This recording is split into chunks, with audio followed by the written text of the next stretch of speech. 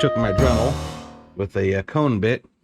I made a nice groove, a little drill bit, puncture some holes, and I've actually stitched this together with some steel wire. Try to keep it down in that groove. And I have used a few more zip ties.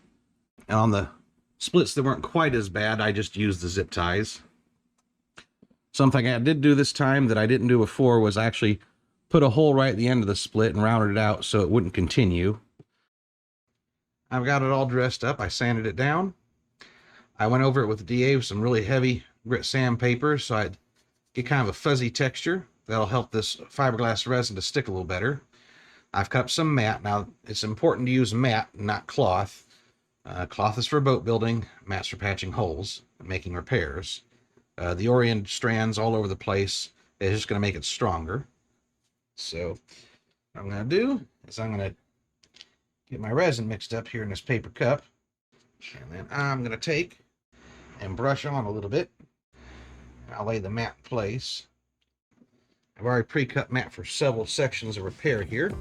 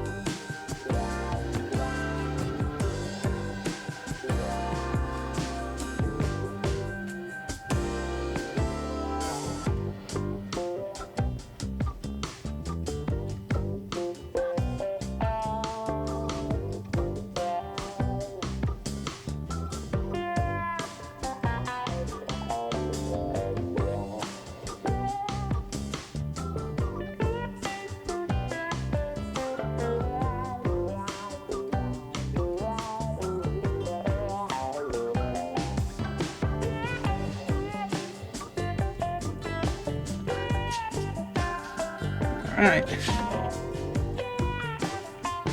that's what we got for now. We have to wait several hours for this to cure out hard, and come back, do some sanding on it, and like I said, fill it with the Bondo, but that's not going to be today. We'll do that tomorrow. All right, it's the next day.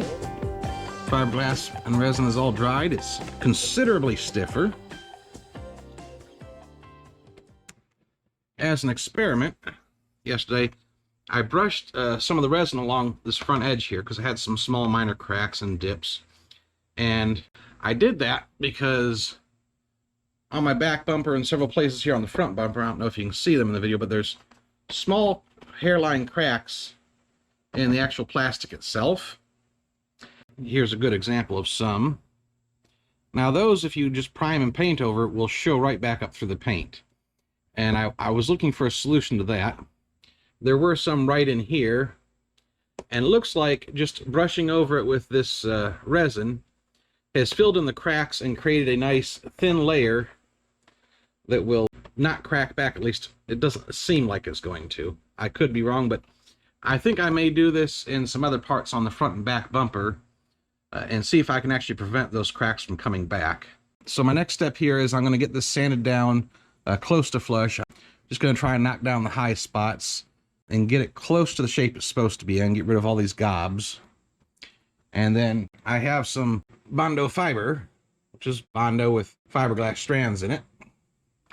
And I'll just go over that like you normally would a body filler, fill a dent or whatever, and sort of use that to smooth out this transition over these repairs and get it back to looking like it was factory never damaged.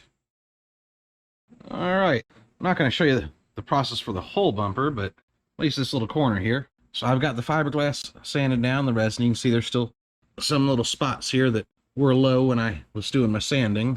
The repair's still nice and stiff. Now I'm going to go start putting a coat of the Bondo hair over this.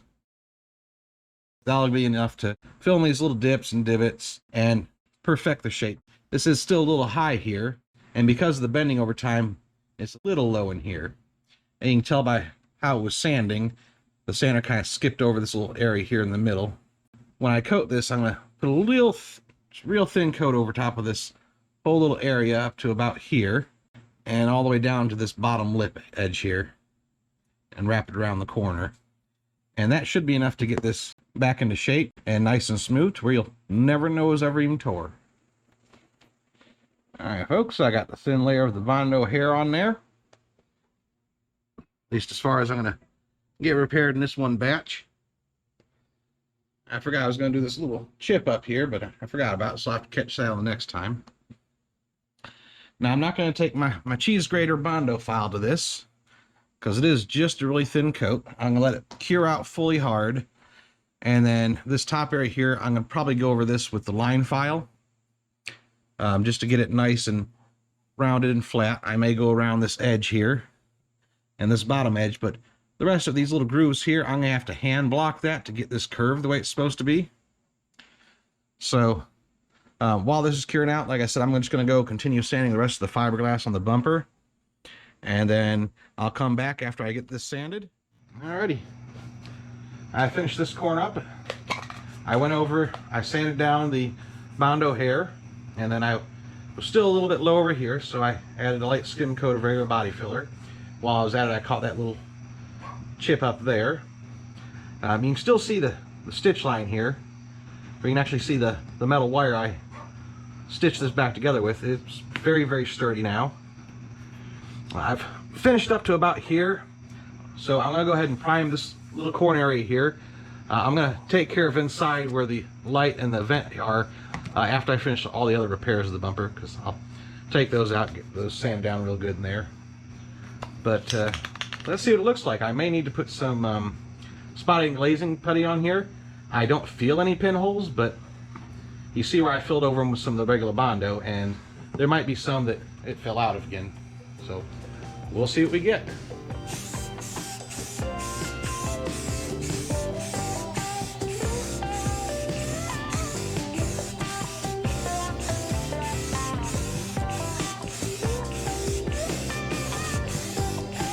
Oh yeah, there's some pinholes.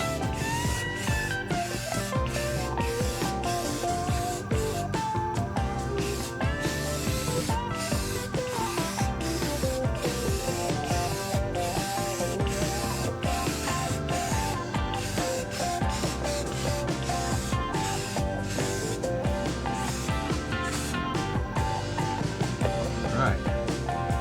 So yeah, after this primer dries up, I'll hit up these pinholes with some spotting glazing putty. Alright. Got most of the repairs done on my front bumper. I went ahead and took the light and the little grills here out, sanded deep down inside there, polished the lenses, and painted these. And I painted inside the sockets. Other than that, I still got a screw to extract here. I think I'm gonna make some little caps or covers to go over these. All in all, I'm pretty happy.